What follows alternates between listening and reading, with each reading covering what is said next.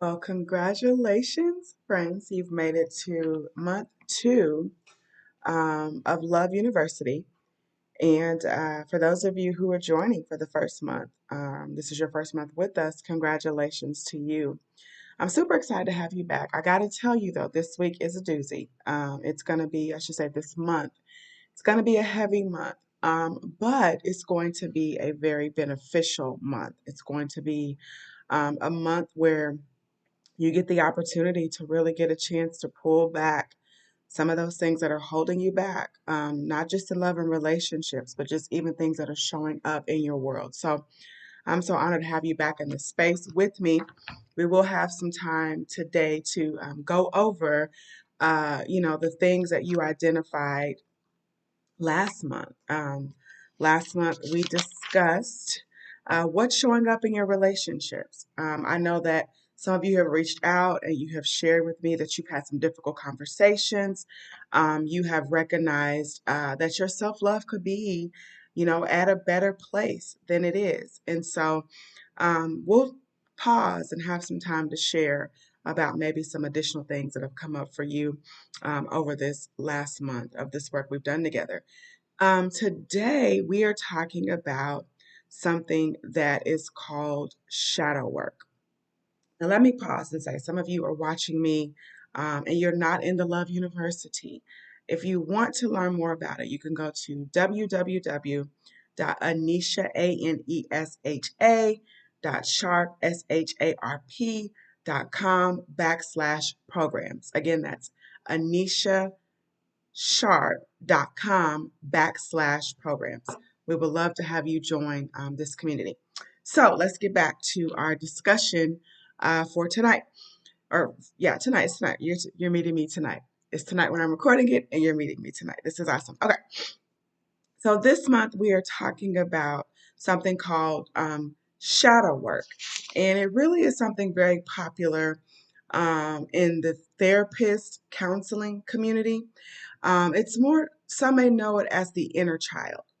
And it really is great for dealing with trauma, right? Because we can do all the affirming, we can do all the confessions, we can do all the manifesting. But if we don't begin to look at some of the things that's in the background of our television, so to speak, right? Those apps, you got all the apps on your phone and maybe you're looking at, Instagram, but in the background, Facebook is still up. In the background, Twitter is still up. And all of these things are draining, are using battery storage and can affect how quickly you're able to open different things because there is other things running in the background. And so I want to tell you, for some of you, you're doing all this work and you're like, Anesha, I keep hitting a brick wall. I keep coming up against areas that I'm not getting the results I want to see. I want to tell you that some of that can be because there's some apps that are still running in the background. And so tonight we're gonna talk about that. We're gonna deal with some of those things that are still running, some of the traumas that's causing you to miss out on the goals, on the relationships that you have desired. So let's just briefly talk about what is um, this thing called shadow work. It actually is something that a Swiss a psychotherapist created and brought shadow work into a more public view within the Western culture. Shadow work is the idea that we all have different parts to ourselves. These parts of ourselves that have been exiled tend to become the shadow parts, right? So let's say, as a child, you know, um, you desire to be loved, you desire to be seen, but maybe your parents worked all the time and they weren't able to give you the attention that you desired. And so you begin to repress those feelings. You begin to tell yourself that you no longer needed that. The reality is that was something, and it's still something that you need. So perhaps one of the ways that you soothe this is you go through avoidance. You tell yourself, I don't need that, right? Maybe you project it onto others who do need it and say, you don't really need all that. That's not necessary, right? So what's happening is this part of you that's been repressed is actually the part of you that is drawing in your relational interactions and the things that are being attracted to your life. Benefits of shadow work that we're going to do today, or I'm going to talk about it with you today. We're going to do some work on it, and then you're really going to get into it next week. Some of the benefits of shadow work include feeling whole or integrated as a person, improve interactions with others, healing generational trauma, learning healthy ways to have your needs met. You may feel more whole. It can help you interact with others. And so this kind of, I'll give some information and break this down in your journal entry for this week. All right. Okay. So trauma lasts longer than the event. It lingers, the effects linger after the event is over, right? So for those of you, maybe you've gone through some type of abuse, sexually, mentally, physically, emotionally. In that moment, you went through it, right? You might have been physically abused, right? I watched my mom be physically abused. Well, the bruise heals. The black eye goes away, the broken arm heals, but the trauma of the event lasts. And one of the things that we teach ourselves, like there are so many things, I'm going to be honest with you. There are so many things from my childhood I don't always remember. Or if something happens to me, even in my adulthood, I don't always remember all of the details. But this is my brain's way of suppressing the trauma of it.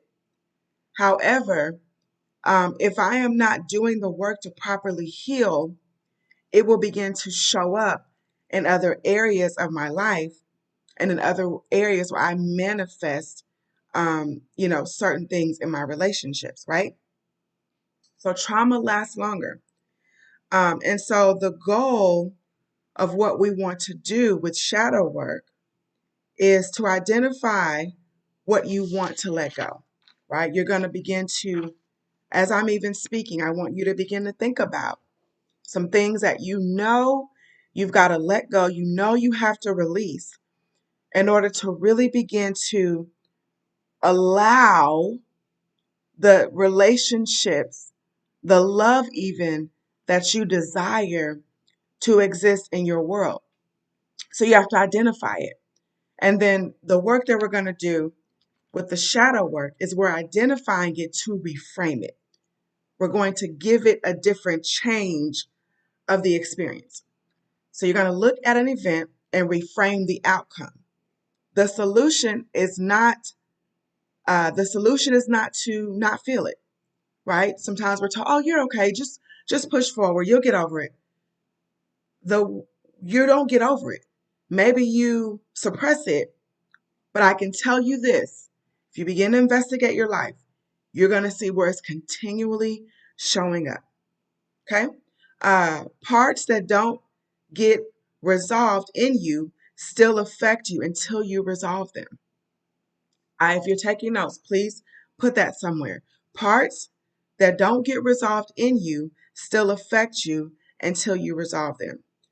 What we don't deal with, we suppress, yet we still carry it and we're affected by it. All right, so there are 5 steps to shadow work. And I'm going to go over it and we're going to discuss it when this video ends. We're going to do our confessions. We're going to say our prayer. And next week, we're actually going to have some time to do this together. So you will have some time if you want to, take the notes I'm giving you tonight. You'll have some time to do this on your own, either journaling. You'll be able to do it, perhaps you can do it out loud in words. And you can even pretend like you have this situation This former you understand what I mean as I teach it. You can even see yourself letting them have a seat and having this conversation. Now, I want to tell you, this is meta. Uh, it's not an actual thing, right? It's meta. Oh God, I can't. Sometimes I get words I can't. It's metaphysics. That's the word I'm looking for. So that means it's not something you're actually doing. It's a place that you are going inside yourself, that you're going inside your imagination. Now, for those of you who get all freaked out about this type of work, I want to assure you that even the Bible teaches us about dealing with thoughts that come up in our imagination, to think on things that are lovely, that are pure, of a good report, right? We're told not to allow ourselves to constantly think of negative things, right? So the Bible deals uh, with our imagination. The Bible makes it clear that our imagination is a strong force of attraction. And it also is a strong force that if we allow ourselves to reframe some things, can be a great source of healing. Okay? So let's get into it. First step, I want you to think of what you want to work on, right? Maybe it's a bad breakup. Maybe you were cheated on. Maybe you were abandoned in your childhood. You feel some abandonment issues. Your mom wasn't present enough. Your dad wasn't present enough. Maybe you've dealt with some type of molestation, some type of rape. Maybe you want to deal with something currently, a most recent relationship trauma, right? But begin to think of what you want to work with. Again, you can write this down. You can vocalize it. I would say tonight, write it down so you can remember to address it when we have this time together, or if you want to spend some time doing it on your own. But you can write it down. You can vocalize this particular issue. You can let it, have a seat in front of you, this imaginary seat that you'll begin to have this conversation with. Invite you, invite this version of you to have a conversation, right? Think of it in the form of you inviting yourself to have a conversation about this thing you want to work on. Okay? Um, Number 3, start talking to that part of you, right? Begin to ask this part of you, why are you showing up, right? Why are you presenting me challenges? Why are you holding me back? Oftentimes, when we've learned to suppress things, it really in our mind is for our benefit. So in a lot of ways, it's for our benefit to do us good. However, we can begin to have certain behaviors that come out of it, right? So ask it, is it present to attempt to protect you from, choosing a person like your dad? Are you defensive because you don't want to find yourself in a repeated cycle of different relationships that you've experienced? Ask it what it's showing up for. What does it want from you? What does it want for you? Right? There is no script, but begin to search. What is this here for? Um, a lot of times it shows up in places, as I said earlier, where your needs weren't met. So then there's this closed door. There's this offense. There you might respond sharp to somebody because you don't want somebody's words to penetrate your soul a certain way. You're looking at what's been suppressed. Number 4, listen to it fully. Honor that part of you, whether it was your inner child when you were 10 or whether it was some time in your adult life. Honor and listen to what this part of you is saying. Don't judge it. Don't judge your former self or talk negative to it. Allow it to show you why it's present. Hear it out. Allow it. Now, the last step, integrate it.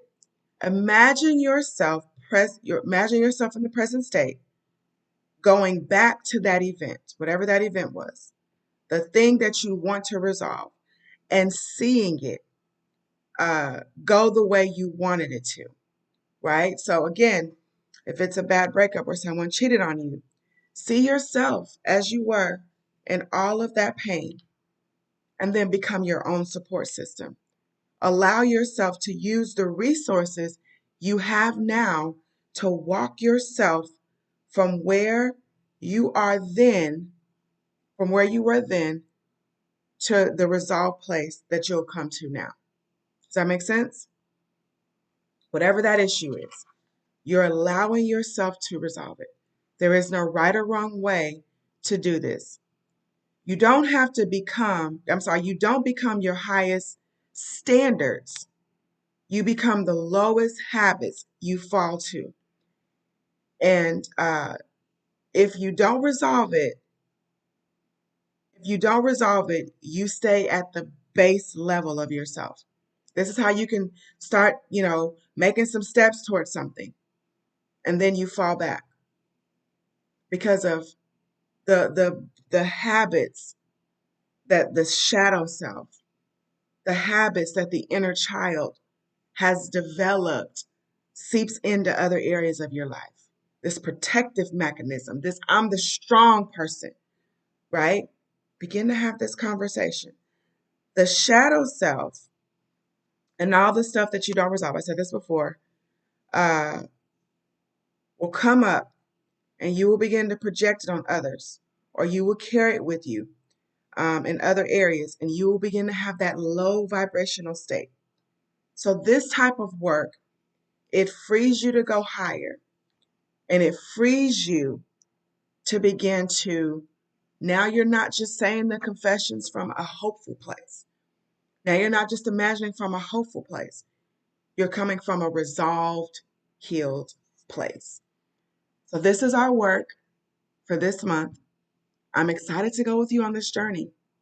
I pray that you are willing to go deep, because I promise you, on the other side, you're going to see a more whole, healed, loving person for yourself, and loving person to give and receive it.